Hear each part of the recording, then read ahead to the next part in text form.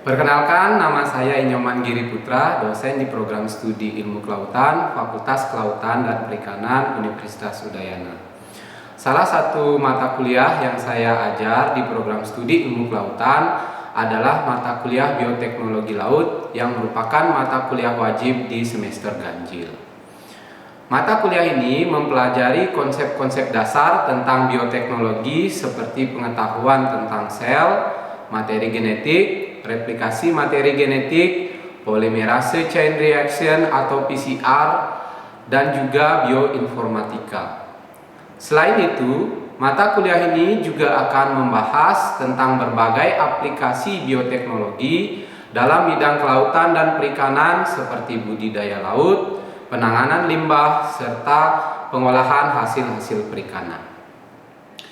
Setelah menempuh mata kuliah ini, mahasiswa diharapkan dapat memahami berbagai konsep dan aplikasi bioteknologi di bidang kelautan dan perikanan. Untuk sistem penilaian mata kuliah mengacu pada RPS, yaitu nilai proses sebanyak 60% yang terdiri dari nilai tugas, presentasi, kehadiran dan praktikum, serta nilai evaluasi yang terdiri dari nilai UTS dan UAS sebanyak 40%. Pada video kali ini, saya akan menampilkan proses pembelajaran mata kuliah Bioteknologi Laut pada sub CPMK tentang mengkaji konsep-konsep dalam bioinformatika.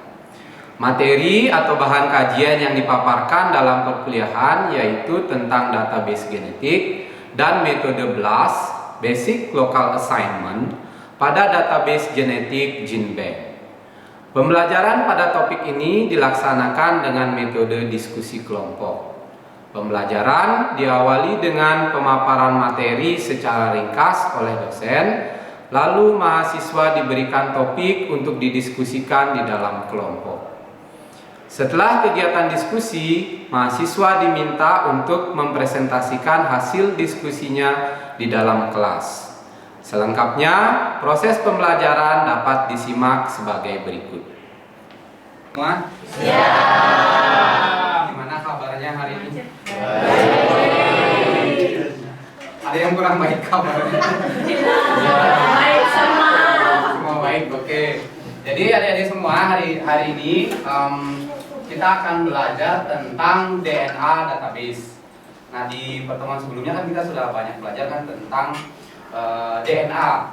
Nah, di pertemuan sebelumnya juga kita sudah belajar bagaimana cara membuat pohon apa? Filogenetik.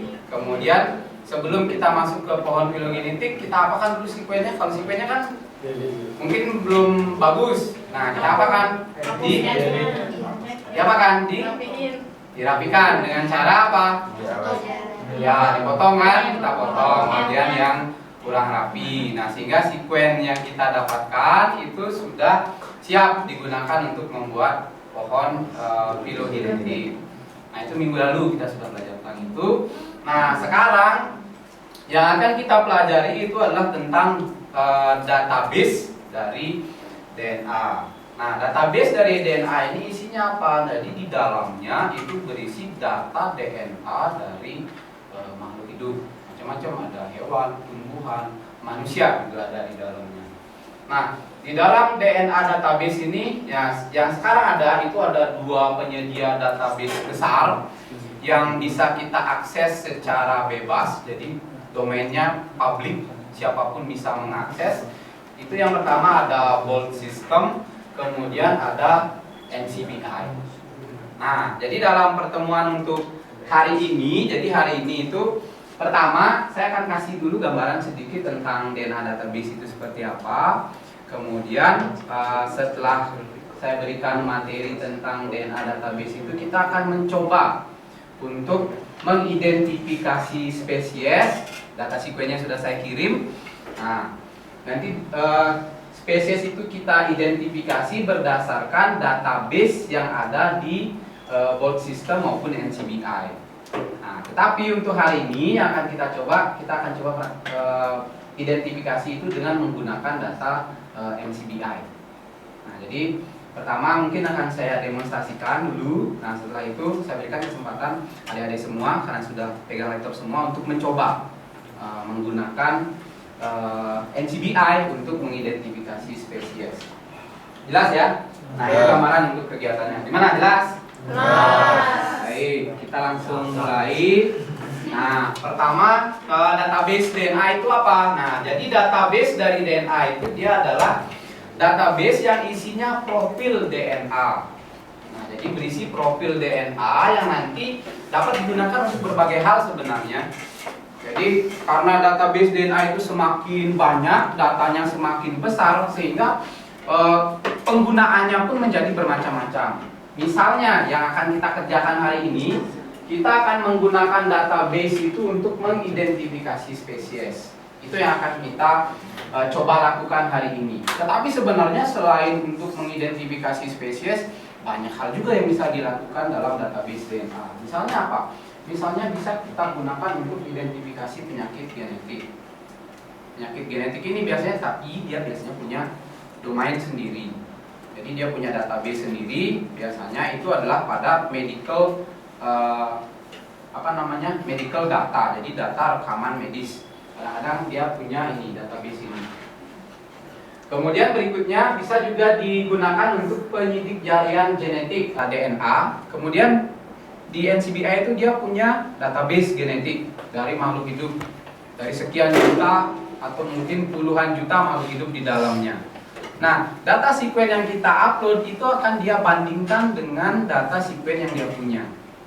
Nah, dari situlah dia kemudian menghitung kecocokan antara data sequence yang kita punya dengan database yang dia punya, sehingga muncul nanti nilai kesamaan dalam persen bentuk kesamaannya. Sehingga dari situ bisa kita lihat sequence yang saya upload ini nilai kesamaannya dengan spesies apa. Nah, biasanya nanti kita akan cari nilai persentase similarity atau nilai kesamaan yang paling tinggi. Nah, itulah yang nanti akan menunjukkan bahwa spesies data sequence yang kita upload itu spesiesnya apa. Nah, ini nanti kita akan bermain di sini di nucleotide blast. Ya, sudah jelas? Ada pertanyaan dulu sebelum kita akan mencoba melakukan blast. Ada dulu pertanyaan, silakan. Ada pertanyaan? Ada nggak? Kalau nggak nanti saya nanya di ujian loh. Mau ditanya di ujian aku nanya dulu. Sudah bisa? Ada pertanyaan? Ada nggak? Tidak ada? Ya. Tidak ada? Tidak. Baik, kalau tidak ada, sekarang kita akan coba. Jadi pertama saya akan cobakan dulu demonstrasi. Nah, adik-adik bisa sambil mengikuti. Nah, setelah itu saya berikan kesempatan adik-adik untuk melakukan secara mandiri. Nah, data sequence sudah semua melihat data sequence-nya? Nah, data sequence-nya semua sudah pegang ya, yang sudah punya laptop. Atau sekarang kita akan karena aktivitas ini tidak semua membawa laptop, jadi silakan dibuat kelompok. Karena nanti akan ada laporan yang juga ditulis secara berkelompok. Jadi sekarang silakan dicari kelompoknya. Sudah sempat kan ada kelompok kan? Nah, silakan itu sekarang dibentuk lagi kelompoknya. Duduk dengan anggota kelompoknya. Silakan. Kelompok yang selanjutnya. Sudah ada kelompok kan? Nah, silakan itu dibuat.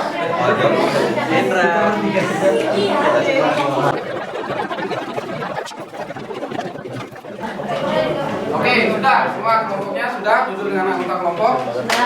Baik, yang pertama kita akan coba dulu. Nah, saya akan pandu, di awal ini akan saya pandu. Berikutnya saya berikan kesempatan adik-adik untuk mencoba sendiri dengan teman kelompoknya. Nah, yang pertama adik-adik buka file all data Pak Giri. Nah, cuman kita tidak untuk kelas ini kita tidak lagi bermain di Mega, tapi kita akan masuk ke NCBI. Jadi yang pertama kita buka all data ini dengan Notepad. Jadi pakainya OpenWidth kemudian dengan notepad. Nah, sekarang memilih data sequence. Sudah? Klik kanan, kemudian open with. Gunakan notepad. Sudah? Sudah ada, Pak? Harusnya semua ada karena notepad ini defaultnya adalah Windows kecuali Mac ya. Saya nggak tahu Mac pakai apa. Ini Mac. Nah, apa ya pakai ya? Biasanya kalau yang pakai baca data TXT itu apa? Yang teks. Pakai notes gak sih? Nah, coba notes. Siapa yang pakai Mac? Saya bukan Mac user jadi soalnya jadi nggak bisa. Notepad. Yang lain yang Windows? Ada. Saya situ. Ada yang belum? Jadi saya akan pandu pelan-pelan supaya nanti bisa. Sudah.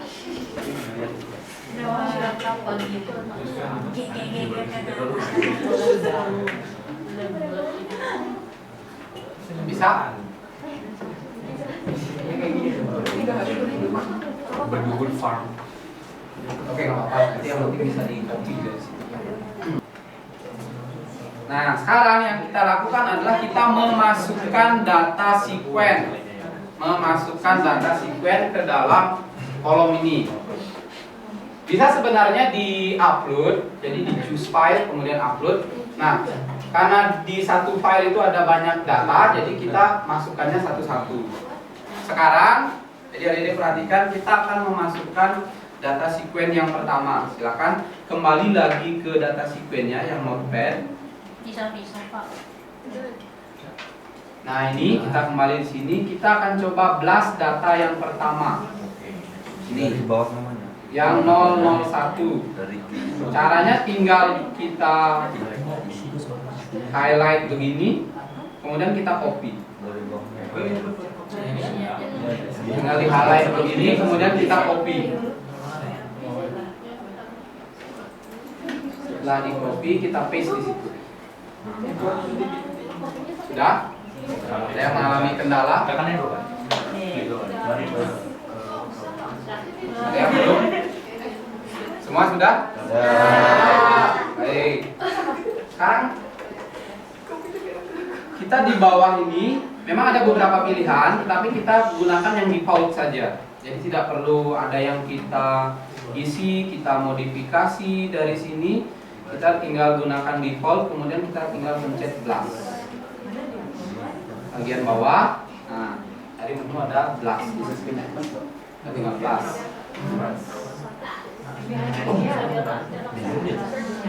Jadi sekali lagi kita tidak ada modifikasi, bawahnya kita gunakan yang default, kemudian tinggal kita tekan blast. Kok jadi diam aja ya Pak? Nah hasilnya kita tunggu.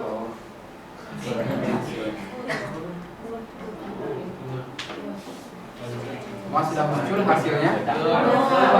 Oke, tunggu.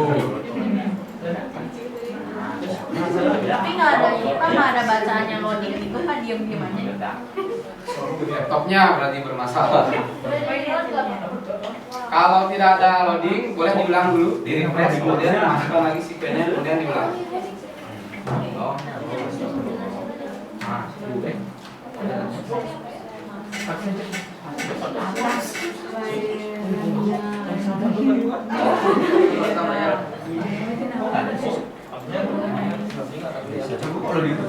Harusnya nggak ada loading, Pak. Loading kok dia loading. itu wajar. Di refresh dulu berarti di refresh dulu. Refresh. Ya, tinggal itu pakai apa? Pakai ingat Bikin berapa hour ini?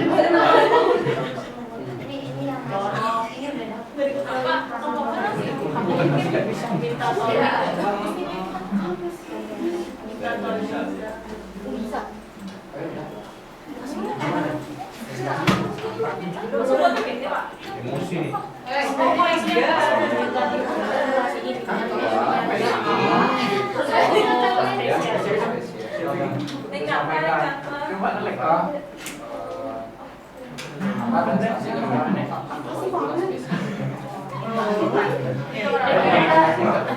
Nanti kita nyari data sama persentasenya ya.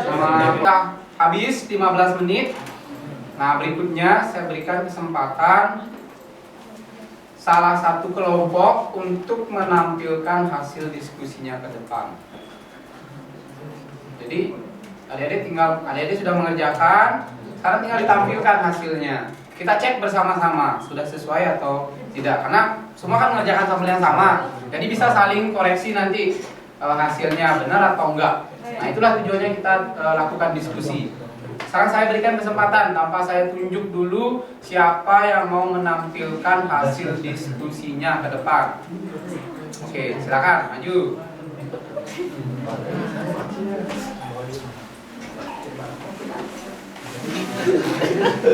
Anggota teman kelompoknya boleh silakan maju juga ke depan.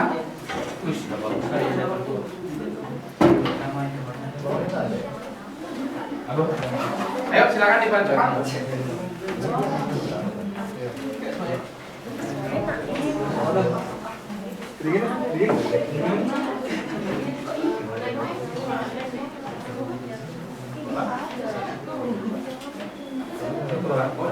Silakan di boleh.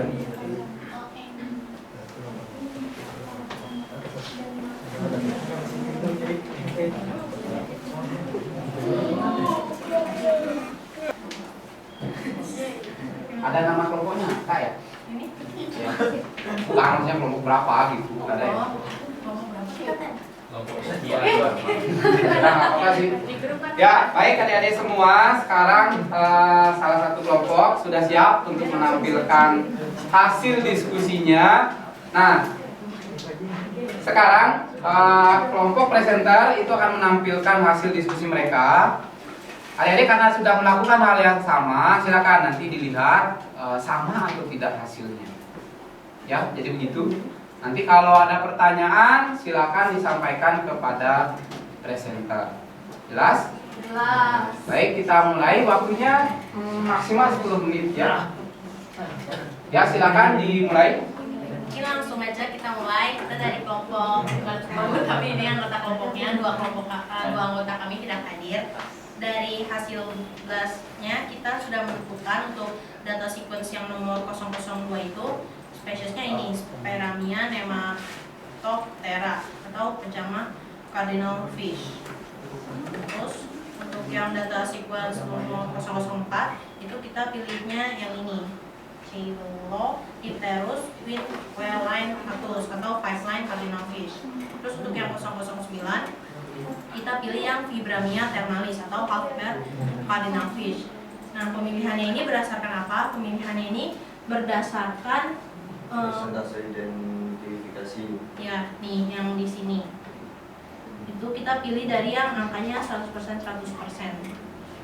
Terus kita juga tadi sempat cari-cari, jadi persentase identitas pada belas ini itu ukuran kesamaan antara urutan query atau urutan data sequence ini dengan urutan basis data yang udah ada di program BLAS-nya itu. Jadi ya kita nyocok-nyocokin aja mana yang persentase datanya paling besar, itu kita pilih spesiesnya gitu buat nyambungin ke data yang dikasih. Sudah, itu aja. Sekarang ada pertanyaan tidak? Silakan. Sebentar dulu. Yang kelompok lain bagaimana hasilnya? Sama atau ada yang berbeda? Sama, oke sama. Ada yang berbeda hasilnya? Ada yang menentukan spesiesnya berbeda? Coba diulang, presenter 002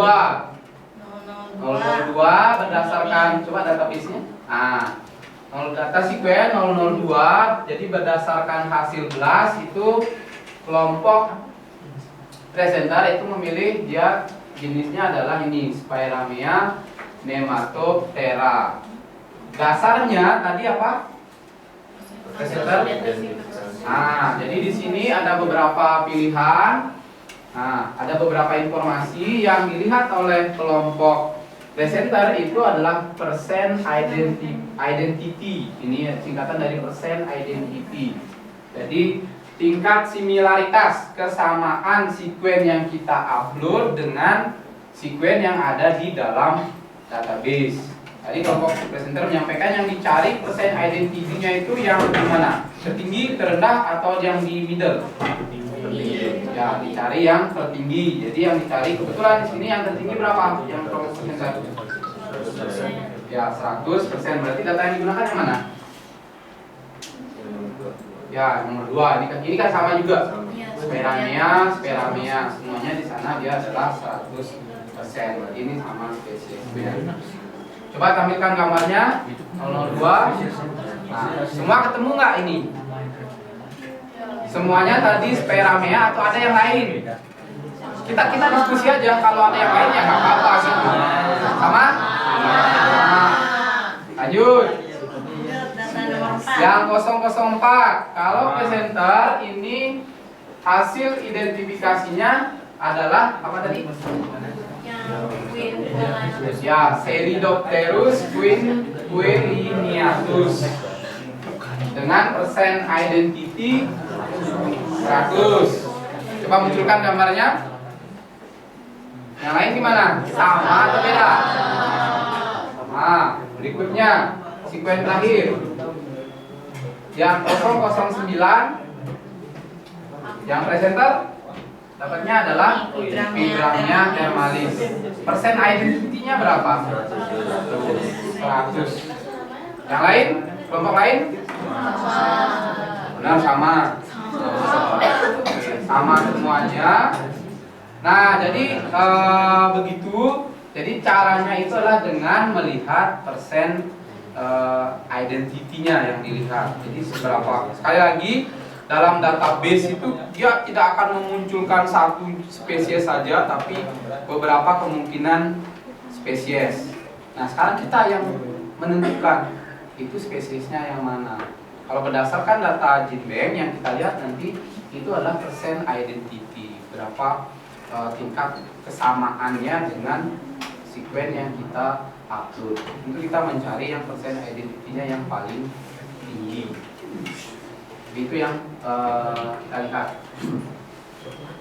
Sudah jelas itu? Ada yang mau ditanyakan? Kelompok presenter? Ada nggak? Ada? Tidak ada? Baik, kalau tidak ada kita berikan applause dulu untuk presenter.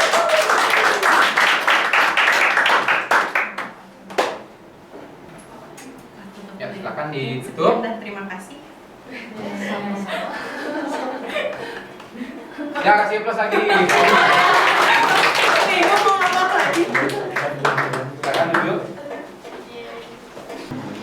Ini tugasnya dikerjakan secara berkelompok. Tadi kita baru melakukan blast terhadap 3 sekuen. Nah, di data yang saya kirimkan itu ada sekitar 22 sekuen. Nah, nanti masing-masing kelompok tugasnya adalah melakukan blast terhadap seluruh data sekuen yang ada di file. Jelas? Itu pertama dulu sudah jelas? Jelas. Kemudian yang kedua itu adalah setelah di blast sudah tahu dia spesiesnya apa? Membuat pohon filogenetik. Sudah diajarin kan? Udah. Sudah? Udah. Sudah. Minggu lalu itu kita sudah belajar membuat pohon filogenetik. Ingat-ingat lagi caranya membuat filogenetik. Jadi dua ini tugasnya. Ini jadi satu laporan. Jadi melaporkan hasil blast sekuen yang belum di blast tadi. Kemudian nanti seluruh data sekuen itu dibuatkan pohon filogenetiknya. Berarti ada 22. Laporannya, ntar dulu kalau ada pertanyaan silakan nanti. Laporannya ini dikumpulkan 1 minggu lagi. Itu pada hari Senin 8 Januari 2024. Nah, jelas? Sekarang baru pertanyaan, silakan. Oh, tadi ribut, sekarang bilang bertanya nggak ada yang bertanya. Silakan, mana ya? Ya. Kalau misalkan ada dua spesies atau lebih yang persen identitinya sama, secara kita menentukan spesiesnya gimana? Nah, kalau sampai misalnya nih hasil blastnya ternyata benar, bagus pertanyaannya. Misalnya nih ada dua spesies yang beda, beda nih spesiesnya, tapi dia persen identitinya sama, katakanlah misalnya 100% misalnya. Walaupun sebenarnya jarang terjadi ya. Nah, tapi kalau ternyata terjadi hal seperti itu misalnya, spesiesnya beda, Speramea 100%, kemudian Moscornicus juga 100%. Nah, jadi waktu bertanya kalau misalnya nanti ternyata muncul hal yang seperti itu, jadi dua spesies tapi persen identitinya sama, tentu kita bingung kan, yang mana ini. Nah, maka dari itu kalau kejadian seperti itu, maka kita akan balik lagi ke morfologinya. Makanya itu pentingnya tadi kalau kita mau ambil data genetiknya, jangan lupa ambil juga foto spesimennya dengan baik. Karena disitulah nanti pentingnya kita punya foto spesimennya. Bahkan lebih bagus lagi kalau misalnya kita punya spesimen yang diawetkan. Nah, sehingga kita bisa cross check yang mana nih yang benar gitu. Karena kalau data genetiknya berarti kan sudah nggak bisa kan, kalau udah seperti itu udah nggak bisa. Karena spesiesnya beda tapi persen identitinya sama, tentu udah nggak bisa kita gunakan patokan. Lalu pendekatannya gimana? Kita balik lagi ke morfologi. Kemudian kita misalnya di dalam gene banknya atau NCBI-nya muncul Speramea, Nematoptera misalnya. Kemudian yang berikutnya Moscornicus, persen identitinya sama. Ya kita googling kedua spesies itu kayak apa dia bentuknya. Yang satu ini, yang satu ini. Kemudian kita cross check ke data sampel yang kita punya. Mana yang lebih cocok dengan itu. Itu ya. Jelas ya? Oke, silakan. Ada lagi pertanyaan? Ada? Silakan. Kalau tentang tugasnya silakan juga, daripada nanti bingung gitu. 02-nya, Ya. 04 itu kan spesiesnya sama. Identik kayak ada yang 100%, ada yang kayak di bawah 100%. Itu karena kayak pada spesiesnya sama. Oke, bagus. Ini pertanyaan bagus lagi. Kadang kita nemu juga di gene bank kan, ini sama nih, nah sama spesiesnya, tetapi kok persen identitinya beda-beda gitu. Ya bagus pertanyaan, kalau spesiesnya sama kan, kok nggak sama aja semuanya kan gitu. Nah, itu seperti apa? Kenapa bisa seperti itu? Jadi kan sebenarnya tiap-tiap individu itu punya karakteristik genetik sendiri-sendiri kan. Saya dengan GB misalnya sama-sama manusia kan, spesiesnya sama kan, Homo sapiens, nah tapi sama genetiknya beda kan, ada perbedaan genetik. Nah di situ juga sama, bisa saja spesiesnya sama tapi persen identiknya belum tentu 100% semuanya, pasti ada yang di bawah itu karena memang dia masing-masing individu punya karakteristik yang berbeda-beda. Misalnya kalau sampel yang kita coba sekuen tadi, sampel yang saya ambil itu adalah sampel ikan-ikan apogon yang ada di Gilimanuk, Teluk Gilimanuk. Kalau kita ambil spesies yang sama di tempat lain, ya pasti akan beda juga karakteristik genetiknya. Itu jadi memang sangat mungkin seperti itu. Karena sekali lagi masing-masing individu punya karakteristik genetik yang beda-beda juga. Oke, ada lagi? Ada? Sudah cukup? Tugasnya sudah jelas? Ya baik, karena sudah jelas, jadi pertemuan hari ini kita bisa akhiri. Nah, silakan tugasnya dibuat dengan sebaik-baiknya. Setelah itu silakan nanti tugasnya dikumpulkan secara kolektif melalui format. Sudah jelas? Oke, kita akhiri pertemuan hari ini. Terima kasih adik-adik semua atas partisipasinya. Selamat sore semuanya.